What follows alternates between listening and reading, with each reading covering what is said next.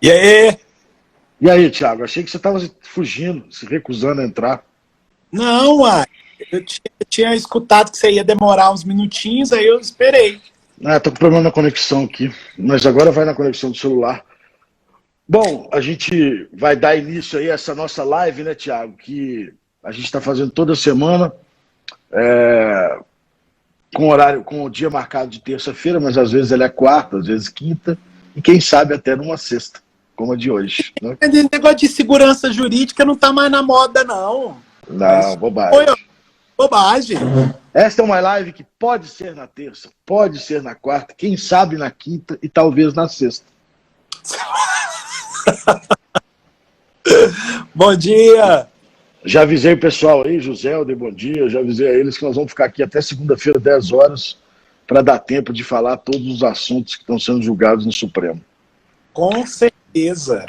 Bom, pessoal, a gente divulgou uma pauta do que a gente vai falar hoje, mas a gente tem uma outra live que provavelmente vai ser na próxima terça, que a gente vai voltar também um pouco nos assuntos que foram decididos, até para dar retorno a vocês. A gente não quis fazer isso hoje, dos assuntos já decididos, porque final de semana chegando, ficar levando notícia ruim nunca é bom. Então a gente queria que vocês tivessem um final de semana com um astral legal. Então a gente só está falando de coisas futuras. Falar das derrotas do passado talvez não seja bom hoje, não vamos falar na terça, né, Thiago? Isso. Não, e eu tô me sentindo... eu tô me sentindo sendo atropelado. Fui atropelado por um vagão de trem. Entretanto, eu só fui atropelado por um dos carros. Tá vindo toda semana, vem um carro novo, passa em cima. Então, eu não tô conseguindo me recuperar. Na hora que eu levanto assim do atropelamento, vem outro pá! Aí levanto, pá! Agora o caminhão subsequente já tá passando enquanto eu tô deitado, que eu já não tô conseguindo nem levantar mais. E hoje a gente já teve também o início aí do julgamento do texto constitucional, mas eu acho que está na nossa pauta, né? Texto constitucional não está não, mas a gente fala, porque tem um outro tema que não foi reconhecido a repercussão geral. Texto constitucional foi ferro. Não, ainda não, pô. Não, mas já teve voto de ferro, né? Ah, claro. Mas calma. Já iniciou. Calma que eu ainda tô com outro. Ô, doutor Eleia, aí, ó. Doutor Eleia, que prazer. Presidente do CAT Goiás, da Comissão de Tributários do Goiás. Esperando o pessoal entrar aí, mas já estão entrando. Até porque a gente gostaria que viessem outras pessoas para chorar junto com a gente aqui, né? Ficar chorando sozinho também não dá. Exatamente, ó, eu vejo aí o doutor Daniel entrou. Mas vamos lá, então. Podemos começar, Thiago. Bem, primeiro, assim, Supremo está numa fase para direito tributário muito complicada, né? Isso, Helena, nós vamos chorar aqui hoje, porque nós temos aí reiterados votos, e eu já tinha falado com o Walter lá atrás, depois que passou, e tudo é meramente informativo, mas depois que passou o ICMS na base de cálculo do PIS e da COFINS, nós tivemos um endurecimento da jurisprudência da Corte inacreditável. Então, assim, isso é reflexo agora no pós-pandemia, nós conseguimos enxergar isso de forma bem clara, assim, do que os contribuintes, assim, todas as teses, e principalmente teses consolidadas, igual essa do texto de férias, tem um ou outro voto, nada tem sido um passeio no parque, não. O Thiago, me diz uma coisa, você tem ideia? A minha última contagem foram 30 casos, mais ou menos, que tinham sido julgados de matéria tributária com repercussão geral. É isso mesmo? Não, agora nós já estamos aí quase em 40. 30 era naquele relatório, de 2 semanas atrás. Então a gente está falando de... esqueci dos caminhões que estavam vindo depois. Então a gente está falando de 40 em 4 meses? 40 em 4 meses, onde eu tenho a vitória da Fazenda Nacional, ou da Fazenda Estadual, ou da Fazenda Municipal em 80% dos casos. E o contribuinte não tem ganho assim a integralidade dos casos, não. Tem provimentos parciais e tudo, mas isso. É 44. É. Tá bom, então vamos começar a nossa pauta. Qual que é o primeiro assunto? O primeiro caso é um caso, uma DPF do Goiás, uma DPF do Distrito Federal, a 198, fiquei emocionado com a doutora Eleia, 198, que falou da exigência da unanimidade do CONFAS. Esse caso, eu tinha uma impressão de que ele ia acabar passando essa desnecessidade da unanimidade, doutor Caio Quintela, que honra, passando a desnecessidade dessa unanimidade, mas assim, por maioria julgou improcedente essa DPF, vencidos os ministros Fachin, Marco Aurélio, Lewandowski e Rosa. O que aconteceu? Os ministros, eles falaram que essa questão de guerra fiscal, de concessões de benefícios, é uma questão muito séria para a federação.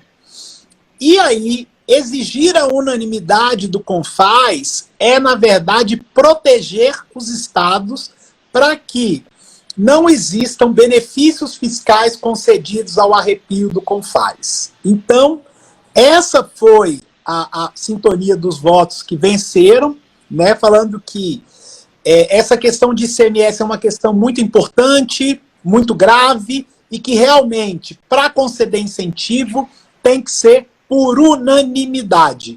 É difícil, eu vi a Eleia uma vez numa live falando o seguinte, a unanimidade eu não tenho nem em casa. Quiçá, né, assim... Na verdade, eu sou sempre voto vencido. Não, você não manda em nada aí não, gente. Você também não. Você também não, Thiago. Agora, a Marisa tá aí. Você só tem... Gente, a Marisa também não tá manda em nada, não, eu conheço a Cláudia, você não manda em nada. Me diz uma coisa. Tá aí? Então realmente não mandou. Marisa tá aí, gente. Marisa tá trocando o cabo de internet do Walter. Ficou com pena dele. Tá, não, eu tô na conexão do celular mesmo. Ô, Thiago, me diz uma coisa.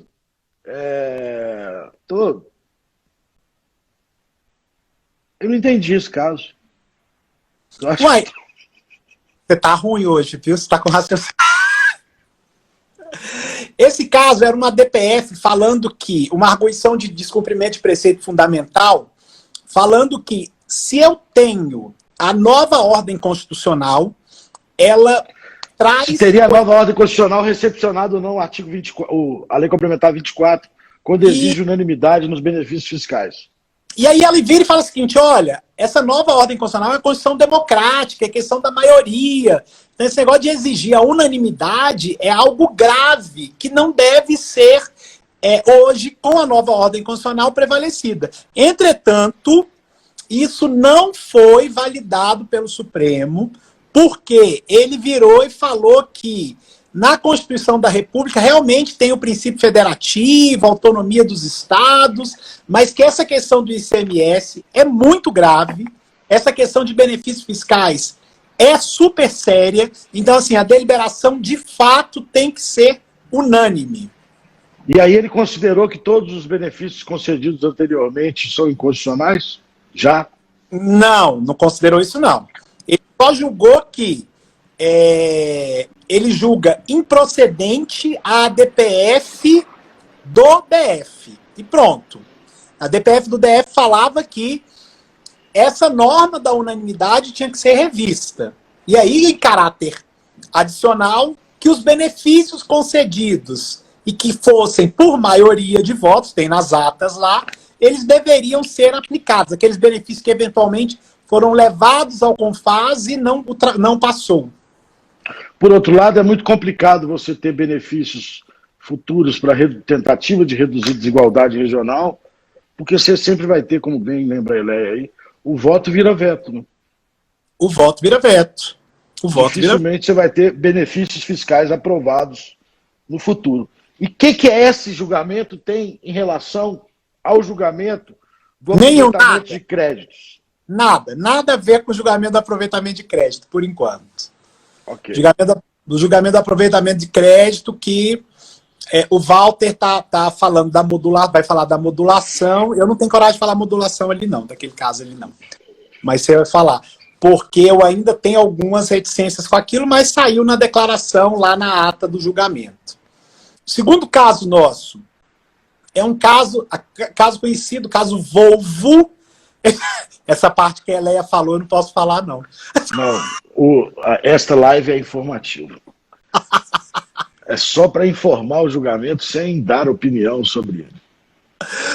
Pois bem, o que nós temos? O segundo caso é um caso que o contribuinte, por acaso, ganhou, mas ganhou por uma questão processual, que era o caso Volvo, que nós falamos de lucro já lá atrás, que o ministro Toffoli votou, foi o primeiro voto divergente, o ministro Gilmar Mendes dava provimento, falando que tinha que tributar sim, era um caso de dividendos de empresa enviada a sócio residente na Suécia. E aí o ministro Toffoli virou e falou que se analisasse o recurso, seria revolver matéria fática. E revolver matéria fática teria que analisar o tratado e o decreto, então, e o CTN. Ele não poderia fazer isso em sede de extraordinário por ser uma instância estreita. E aí, gente, o Faro, audiência nobre, hein, Walter?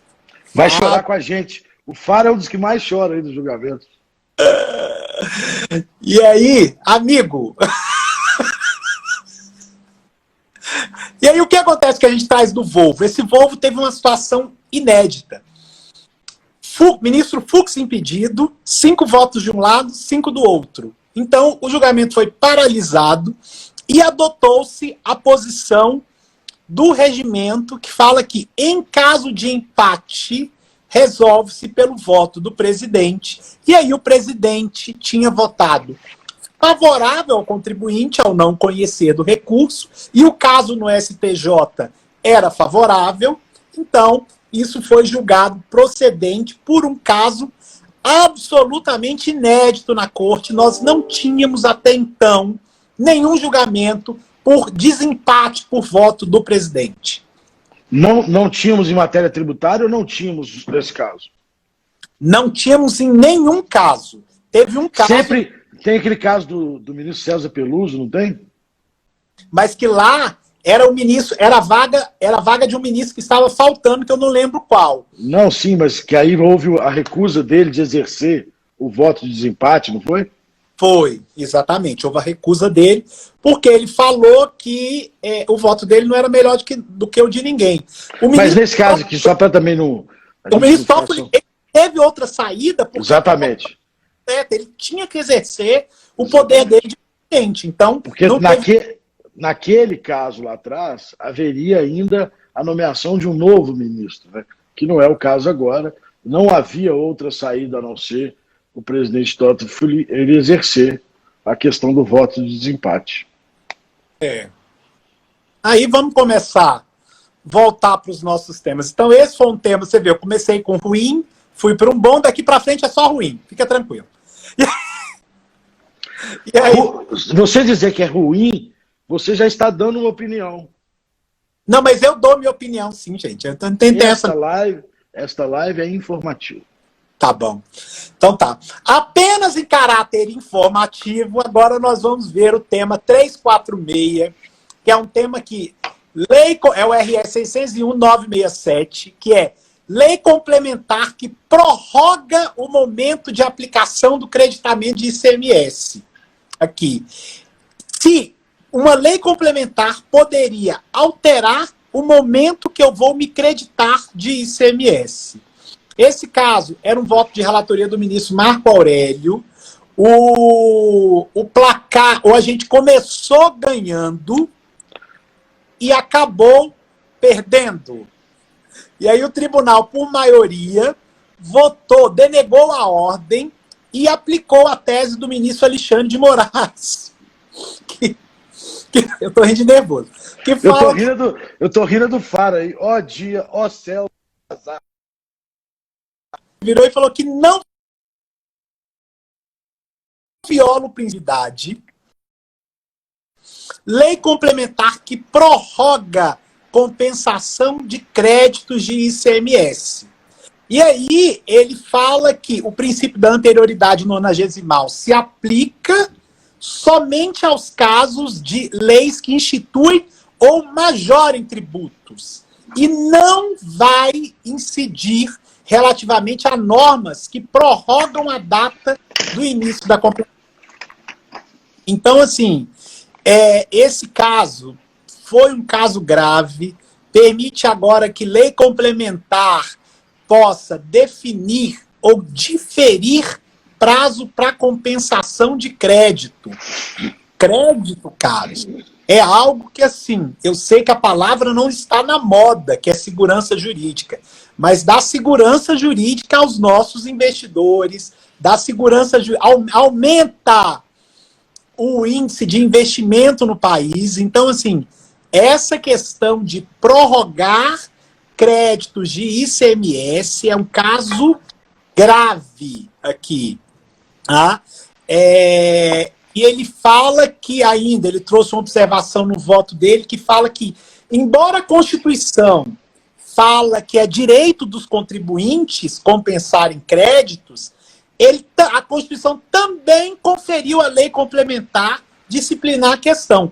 Ou seja, ainda é uma lei complementar que vai, direito de compensar aquilo que eu tenho de crédito com o Estado ser diferido. Então, assim, é mais ou menos, não, calma aí, você me deve, mas eu também te devo, mas eu só vou pagar daqui a 10 anos em parcelas pequenas. E eu tenho que engolir, porque, assim, é grave. Então, nós estamos vivendo uma alteração de jurisprudência inacreditável, em que uma lei complementar pode falar mais do que o próprio texto constitucional.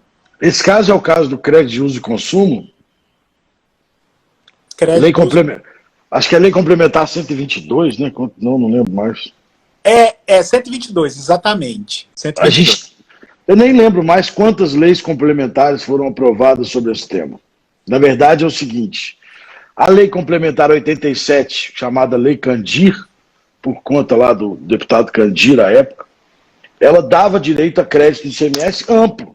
E dizia o seguinte, olha, para o uso e consumo, entrará em vigor em tal data que eu já não lembro mais. Lei complementar de 1900 e a Lei Candir. Está desligado hoje, hein, Thiago? O sinal está ruim? Você estava falando? Estou te fazendo uma pergunta. 96. Muito bem. Lei complementar 87 de 96. Então, lá nessa lei complementar, prometeu-se uma não cumulatividade ampla e restrita no ICMS, mas colocou-se em degraus, dizendo, olha, agora você tem a não cumulatividade de tudo, exceto de ativo imobilizado, não, inclusive do ativo imobilizado, e uso e consumo você terá direito a partir de X data. O ativo imobilizado depois veio a 102 e diferiu ele em 48 meses, mas manteve o crédito, e o uso e consumo, leis complementares foram sendo aprovadas e adiando esse crédito. Né? É o que eu digo sempre a respeito da reforma, sem entrar aqui nesse assunto, porque senão vamos ficar só nele. O problema do nosso Estado é que ele não emana confiança ao contribuinte. Promete-se algo que facilmente, depois de um período de transição, vai se adiando. Então, a primeira reforma a ser feita nesse país é a reforma da relação tributária de mais confiança quando se promete um crédito como esse. Quer dizer, é um absurdo esse crédito estar sendo adiado aí desde 96, ou seja, 24 anos. E aí não bota a culpa na Constituição, não, porque a Constituição deu a não cumulatividade. Deu a não cumulatividade, deu ainda o direito, e um direito mais importante ainda, assim, se você pagou aquilo, você tem crédito, você pode pedir a compensação, você pode pedir o retorno daquilo que é seu. Então, assim, a repetição, então isso é grave. Mas, enfim, o ministro Alexandre de Moraes decidiu que a lei complementar 122 tratou de prorrogar prazo para compensar o tributo, então, sim, não tem nenhuma questão com pagamento, com nada, então não há subsunção à norma constitucional. Essa é a conclusão. Tô esperando dar meio-dia para começar a beber. Então, tá. Vamos beber. Começa. Próximo. A beber assim aqui embaixo. Próximo caso. Mas é água. O meu também é coca. Esse próximo caso é um caso que a repercussão geral não foi reconhecida, que é a incidência de contribuição previdenciária sobre horas extras, adicional de transferência, adicional noturno, de periculosidade, de insalubridade. Questão importante, aqui deu-se, em caso do ministro Dias Toffoli, pela inexistência de repercussão geral. Eu não sei por quê, porque estão decidindo tantas outras verbas, mas deixa isso para lá, porque é meramente informativo. Mas, coincidentemente, aonde foi negada a repercussão geral, no STJ nós perdemos. Então, contribuinte perdeu. O que o ministro disse foi: o conceito está posto de remuneração, não cabe ao Supremo agora ser órgão de consulta de cada parcela, é isso? De cada parcela. Estou de acordo. Desde que o Supremo fixe definitivamente o conceito, eu estou plenamente de acordo. Voltando ao tema anterior, aquele mesmo julgamento que restringiu a não cumulatividade, no PIS e COFINS nós tivemos um julgamento dizendo que a lei não pode restringir a não cumulatividade constitucional. Aqui nesse tema, nós temos diversos julgados do Supremo e do STJ que não deixam claro o conceito de salário de contribuição. Então, eu estou plenamente de acordo com a decisão do ministro, de que não dá para ficar levando para o Supremo toda parcela, se incide ou não contribuições, mas desde que haja a fixação de uma tese clara sobre o conceito de salário de contribuição. A partir daí, nós vamos trabalhar na teoria dos precedentes. Que eu acho que é o nosso futuro, né? Eu acho que até que é o nosso futuro mesmo, mas assim, desde que a gente consiga ter uma fixação, né? Não é o que acontece a todo momento. Todo momento Claro. nós temos aí situações novas, situações vindo que nós não tínhamos, assim. Então, o Supremo está muito ligado, o consequencialismo dentro do Supremo Tribunal Federal está muito grande. Isso é só informativo. Isso a gente pode falar depois sobre isso com mais calma. Próximo assunto, então, Thiago. O Valdo tá parecendo aquele povo chato de mesa de condomínio, síndico. Vamos pro próximo ponto da pauta, insuportável. Deus me livre. Mas vamos pro... E o síndico só faz isso quando algum condômino puxa um assunto que não fazia parte da pauta de reunião. Beleza. Próximo tópico. Aí, relacionado a esse tópico ainda, que não está na pauta, mas tem que informar que hoje o Supremo Tribunal Federal iniciou o julgamento do terço constitucional de férias. Ó, agora sim tem uma pessoa nessa live que eu gosto nesse escritório, que se chama Márcio. Cuidado! É o cara mais gente boa da unidade de Brasília, chama-se Márcio Henrique César. Márcio, acho que hoje à tarde você vai ter problemas. Vai ter muito problema, ele sabe disso. Olha só, hoje o Supremo Tribunal Federal, Marcinho é um grande braço direito aqui. Gente boníssima. E cuida de carro como ninguém. E aí, o que tem aqui? Hoje o Supremo começou a julgar o caso do terço constitucional de férias, uma jurisprudência consolidada acerca da não incidência de contribuição previdenciária sobre o terço. Infelizmente, é isso mesmo. Você devia já chorar de nervoso, porque eu tô doido para acabar essa live para te ligar. E aí... Bom, vamos falar da pauta, que a gente não tá falando da pauta. Aí o ministro Marco Aurélio julgou que é devida a contribuição previdenciária sobre o terço constitucional de férias. Só tem o voto do ministro, né? Ele lançou ontem à noite, não é isso? Só tem o voto do ministro. Esse caso, assim, muita gente já fez muita nota, não está provisionado esse valor. Nós tínhamos jurisprudência já. Jurisprudência consolidada no STJ, inclusive, E de que o terço... de que o terço constitucional de férias tem caráter indenizatório e, portanto, não compõe a base de cálculo das contribuições. O voto do ministro Marco Aurélio hoje, eu informo que ele me assustou bastante. Eu informo que eu fiquei perplexo.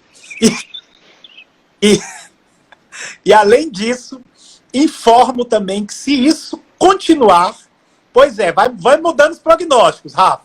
E se isso continuar, se esse caso realmente for dessa forma, quanto à incidência, a modulação aqui é medida que se impõe. Mas eu acho que não vai ter incidência, Thiago, porque, veja, houve o julgamento do salário maternidade, que há, de fato, ali um argumento muito forte e correto de que ele traz desigualdade de condições no mercado de trabalho entre homem e mulher, mas lá também foi falado sobre o caráter indenizatório. Outras e outras verbas foram julgadas sobre isso. Eu ainda tenho esperança de que não prevaleça, nesse caso, o voto do ministro Marco Aurélio. A gente está só começando, lembrando que essa votação encerra na quinta-feira que vem, meia-noite, não é isso? Isso. Se vocês soubessem como é que são as minhas conversas com o Thiago, nas quintas-feiras, entre 11h30 e meia-noite e meia, nós teríamos sérios problemas aí no WhatsApp. Uma hora acho que eu vou publicar as conversas. Vamos lá. Apaga tudo. O outro tema é um tema que deixou essa semana a comunidade jurídica perplexa, que foi a questão da Lei Complementar 110 do FGTS, que era definir-se a constitucionalidade da manutenção de contribuição social após atingida a finalidade que motivou. Eu conheço um doutor a quem eu tenho muito apreço, que a tese de doutoramento dele, ele inclusive está chamando para fazer uma fogueira agora. Na verdade é o seguinte, eu fui tentar ler ela ontem, mas ela está impossível de ler, porque ela está totalmente inundada de lágrimas. A minha tese de doutorado, pessoal, era sobre o aspecto finalístico das contribuições, mas eu acho que o Thiago não precisava ter falado isso, né? Magoou profundamente ele abordar esse assunto agora. É uma tese que acabou, né? Não tem jeito de fazer mais nada com ela. Serve para fins históricos. Thiago, vamos mudar de assunto. Eu vou dar um encerrar nessa live. Olha só. Bom, pessoal, esse caso aí é o seguinte, eu acho que todo mundo conhece a Lei Complementar 110, que foi criada uma contribuição para fazer face. Acho que nós até falamos isso, o professor Tasso foi da minha banca aí, está me salvando. Nós falamos sobre isso em outras ocasiões. A Lei Complementar 110 foi criada para arrecadar uma importância para fazer face a demandas que existiam na época de expurgos inflacionários sobre as contas do FGTS, ou seja, tinha uma finalidade muito determinada, muito específica. Posteriormente, a própria Caixa Econômica divulgou que aquele passivo oriundo dos expurgos já estava resolvido. Portanto, os contribuintes disseram, olha, se a finalidade não mais existe, não subsiste, portanto, a legitimidade para a manutenção dessa contribuição. Na minha opinião, o Supremo perdeu uma grande oportunidade de estabelecer um controle sobre as contribuições. O grande mal do sistema tributário de 88 para cá foi que nós criamos dois sistemas paralelos. Um sistema de impostos, taxas e contribuições de melhoria e um sistema totalmente diferente de contribuições, porque em várias oportunidades o Supremo mitigou as garantias nas contribuições. Pode ser feita por lei ordinária, não aplicam as imunidades genéricas, a competência residual ela é individualizada, ou seja, você não pode criar contribuições já existentes, mas você pode criar contribuições com base de impostos. Ou seja, nós temos hoje dois sistemas absolutamente paralelos e um sistema de tributação muito mais facilitado pelas contribuições. Então, acho mesmo que o Supremo criou, ou perdeu a oportunidade, na minha visão, na minha humilde visão. Mas não é informativo? Não, eu estou informando que ele perdeu a oportunidade de estabelecer um controle sobre as contribuições. Ô, gente, eu estou confuso. Agora... Thiago, tá bom. E aí, com isso, a minha tese de doutorado, que aliás era um estudo meu de mestrado, realmente grande parte dela vai ficar aí para a história como talvez uma obra inspirada em Don Quixote. Sacanagem. Brincadeiras à parte, pessoal. O professor Tasso, inclusive, falou aí da tese do Walter, que é que o Supremo, ele não desdiz, ele vira, na verdade, ele reitera a sua tese, porque ele fala que realmente tem que ter um objetivo. Entretanto, no voto do ministro Alexandre de Moraes, ele fala que, para ele, a Lei Complementar 110, em nenhum momento falou que a finalidade fosse exclusivamente a recomposição financeira das perdas com o FGTS. Então, em nenhum momento, essa brincadeira foi só para te encher, em nenhum momento ele tira esse aspecto da finalidade. Muito pelo contrário. Ele reitera, ele fala dos outros julgamentos, que essa questão não pôde ser analisada lá, porque não era objeto, mas que essa contribuição ela pode ser usada para a questão do FGTS e também para preservar direito social dos trabalhadores. Então, assim, não foi instituída exclusivamente para esse fim. A defesa dos contribuintes sempre levou em conta aquela declaração que a finalidade já tinha sido esgotada. Então, era isso que a gente estava firme. Não, aí é meramente informativo. Eu não estou deixando a tese morrer, porque tem ainda aquela questão do conceito de salário, da emenda constitucional 33. Então, assim, a gente aqui... Essa questão volta para discutir a emenda constitucional 33, né? Isso, a gente vai continuar brigando, porque tudo bem, ela não tem exclusivamente essa finalidade, ok. Então, mas e a questão da emenda constitucional 33? Então é um ponto que ainda deve ser levado adiante, e aí o pessoal que está aí vê se nas ações tem esse ponto, se não tem, dá um jeito de tocar agora na petição. Você está falando isso tudo só para eu ficar mais feliz, né, Thiago? Muito obrigado. Não, eu estava aqui deprimente. O pior que é verdade, eu fui ler o voto todinho, o ministro... Não, o voto, eu também li. Ele não diz que não precisa de finalidade, mas que no caso em concreto não há finalidade específica. E sim genérica. Mas eu acho que há finalidade específica. Porque se você deixar na finalidade genérica, o controle é muito difuso, né? Eu acho que tinha que controlar as contribuições pela finalidade. Não dá para esperar chegar no orçamento para controlar. Senão, de fato, a gente tem hoje 2 sistemas paralelos, né? Eu tenho ISS, ICMS, IPI nos impostos, tem PIS e COFINS nas contribuições, tem imposto de renda pessoa jurídica nos impostos, eu tenho a CSL nas contribuições, eu tenho folha de pagamento aqui, tem imposto de renda pessoa física aqui. Pode olhar, eu tenho imposto de importação nos impostos, eu tenho PIS, COFINS de importação nas contribuições. Nós criamos 2 sistemas tributários. Nós realmente temos uma capacidade criativa impressionante. Inacreditável. E aí, então, esse tema deixou toda a comunidade perplexa. Eu estou recebendo muitas consultas acerca de possível alteração de prognóstico, porque realmente impacta. Muita gente perguntou acerca de modulação de efeitos ainda.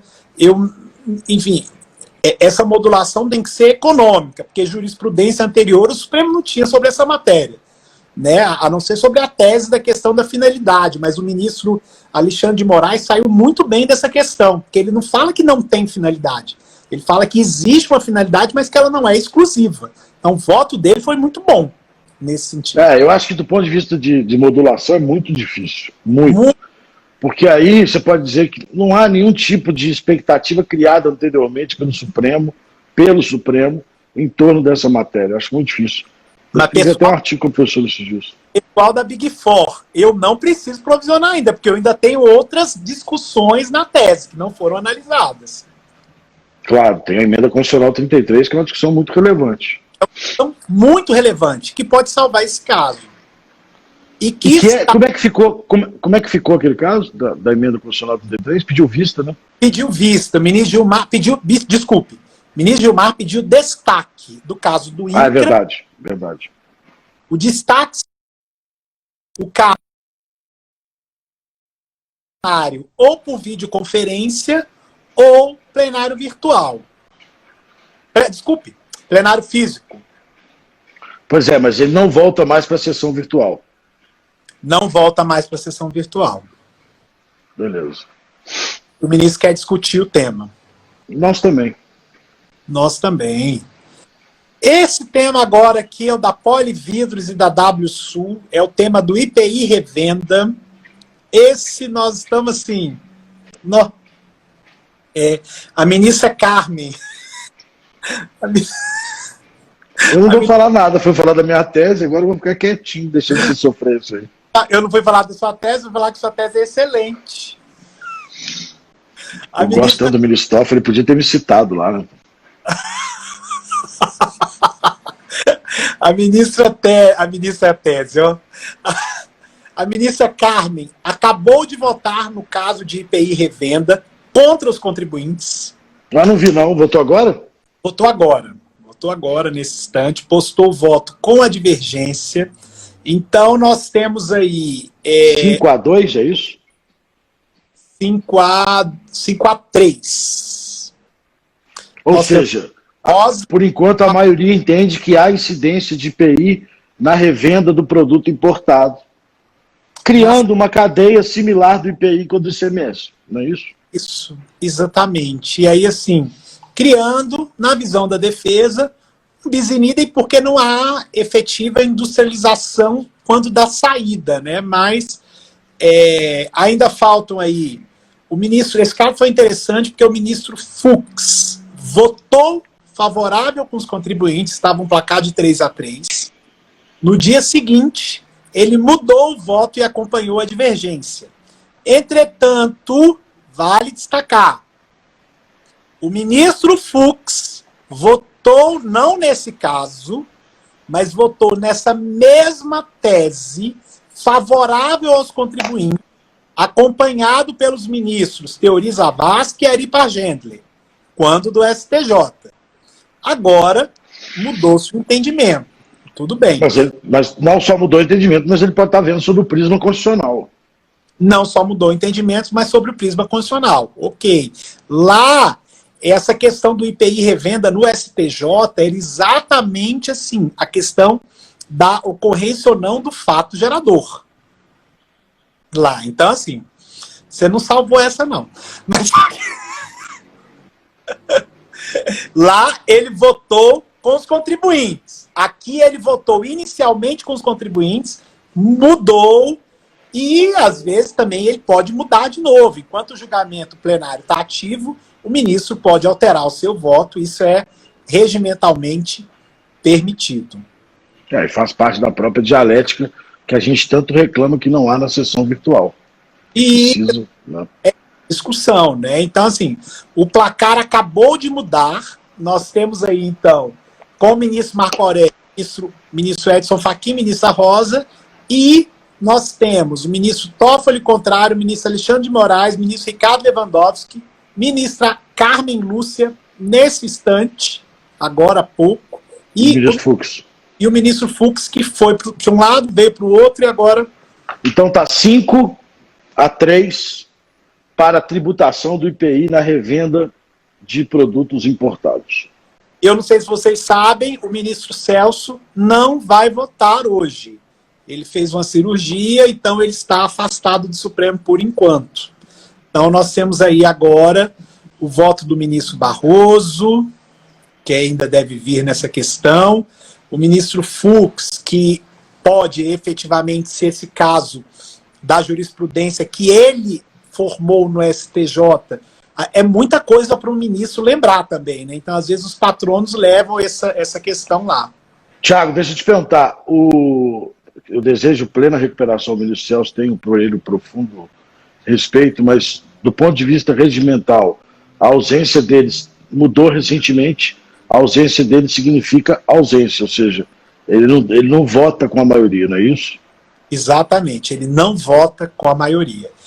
se algum caso ficar empatado, o julgamento deve ser paralisado, deve ser suspenso, desculpe.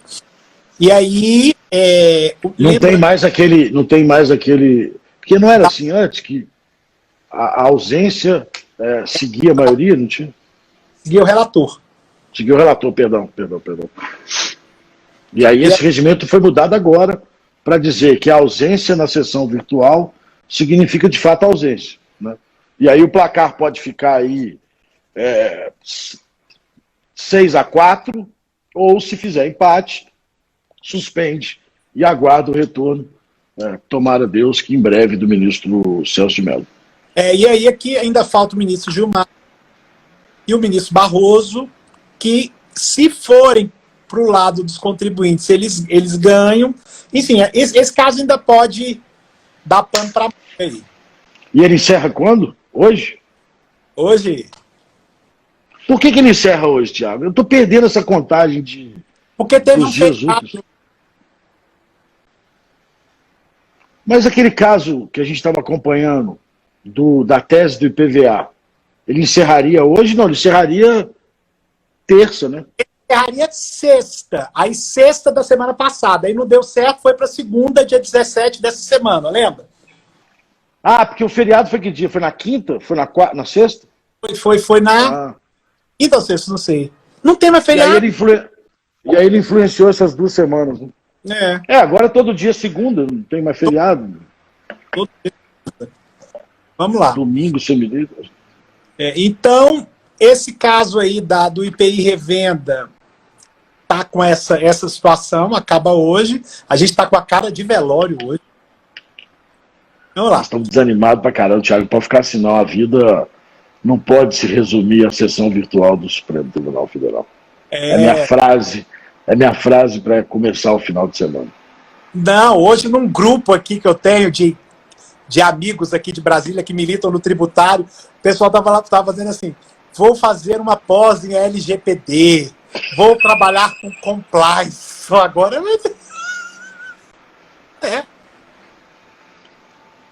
eu também, semana que vem estou numa pós, vou ver aí uma pós qualquer para mim. LGPD, compliance. Direito desportivo, sei lá, tem que achar alguma coisa. Vamos embora. E aí esse outro caso, que vem aí, é um caso que interessa a todos, que é o IPS na base de cálculo do PIS e da COFINS, relatoria do ministro Celso de Mello. Foi um voto favorável, já esperado, porque o ministro Celso de Mello tinha uma posição favorável na questão do ICMS na base de cálculo do PIS e da COFINS, e a ratio decidente aqui é a mesma, né? A ideia é a mesma. Teve um pedido de vista do ministro Dias Toffoli, também já esperado, para possivelmente ser postado um voto divergente, e aí agora nós vamos para essa... Tem alguma perspectiva para julgamento do ICMS na base de cálculo do PIS e COFINS, Thiago? Toda semana eu recebo e-mail de cliente, de amigo me perguntando isso. Olha, o que eu sei é que a Carmen fala que esse caso ela precisa analisar, ou ela quer colocar, até o final do ano, final desse semestre, e existia no início do ano, o ministro Toffoli, quando foi abrir o ano judiciário, agora de 2020, falou que uma das ações que ele julgaria era o ICMS na base de cálculo do PIS e da COFINS para trazer pacificação social a esse tema, que tem dado aí tantos embates e novas judicializações, porque Fazenda não dá o crédito e é uma confusão danada. Então, isso daí é uma questão que ainda vai ser resolvida e espero, a ministra Carmen deve colocar isso ainda esse ano. No plenário físico, né, por videoconferência, logicamente, ela precisa da autorização do ministro Dias Toffoli. E aí o plenário físico, se vocês forem pensar bem, tá muito difícil, porque todo dia é uma pauta de Covid.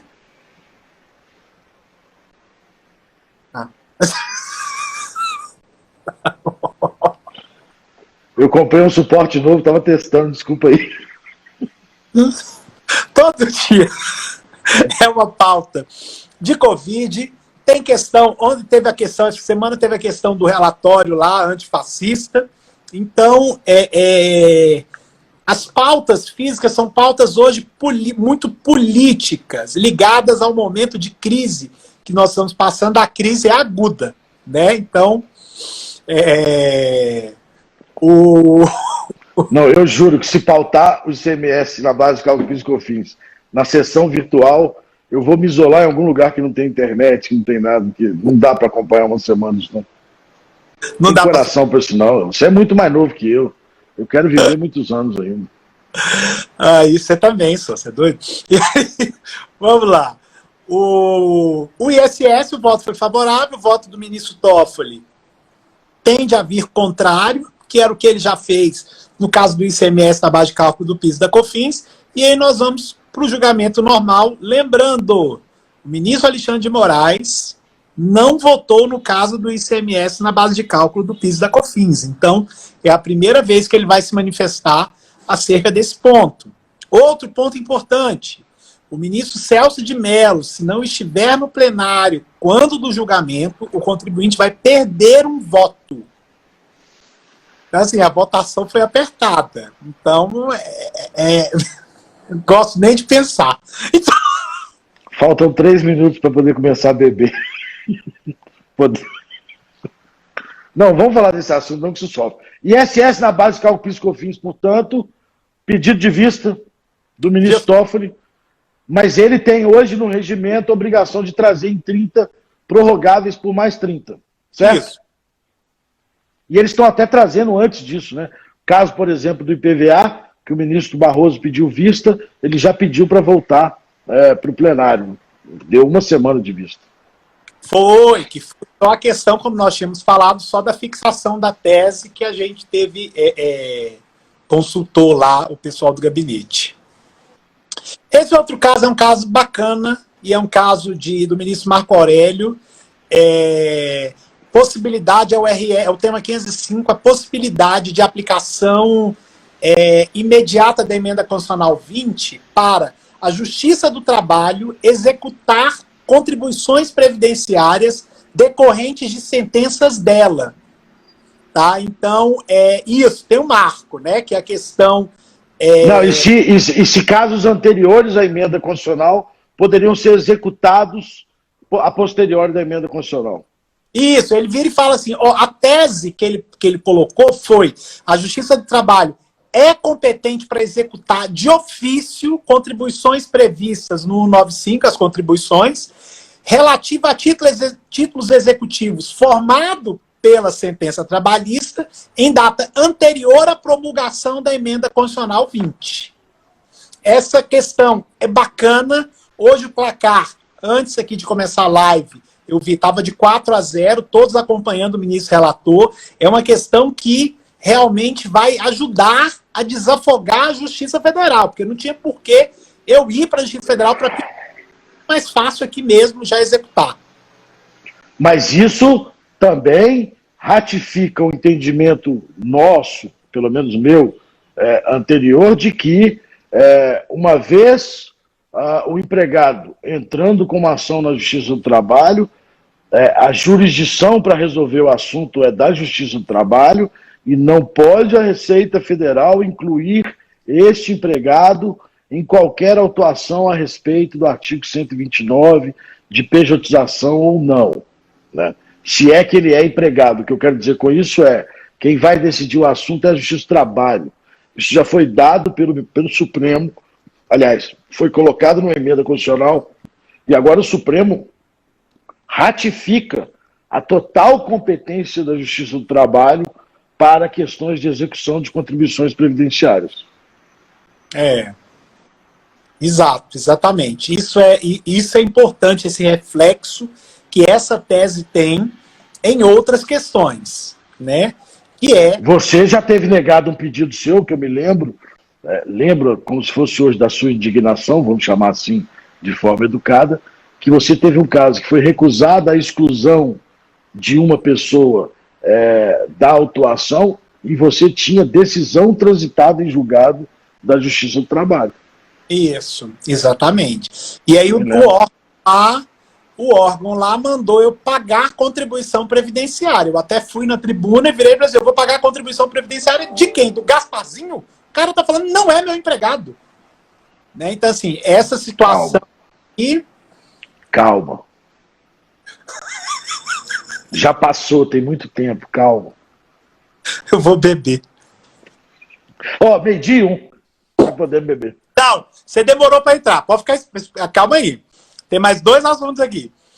Extensão da imunidade tributária recíproca à sociedade de economia mista com participação negociada na Bolsa de Valores. Então, assim, o placar está de 6-0, falando que essas empresas, ainda que sociedade de economia mista, quando negociam ações na Bolsa, elas não podem ter imunidade.